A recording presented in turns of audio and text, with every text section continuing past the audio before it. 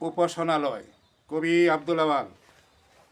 ওই মসজিদে আছে ভণ্ড, তাহার নামাজে প্রথম সারি, ইসলামী বেশে জুব্বা পুরোহিত, মুখে বড় দাড়ি।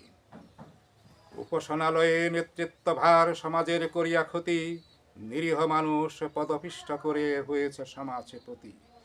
মসজিদ নয় পিশাসের জয়, হায় ধর্মের কৌশল, সমাজ নামের কারাবদ্ধতায় অত্যাচারিত কবল।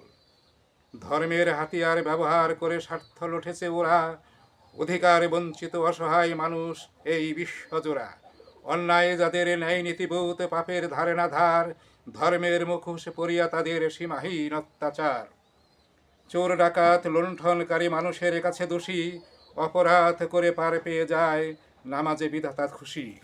যাদের তরে করেছে অন্যায় পিছনের কাতারে তারা, উপাসনালয়ে হাজিরা তাদের এই কি ধর্মের ধারা।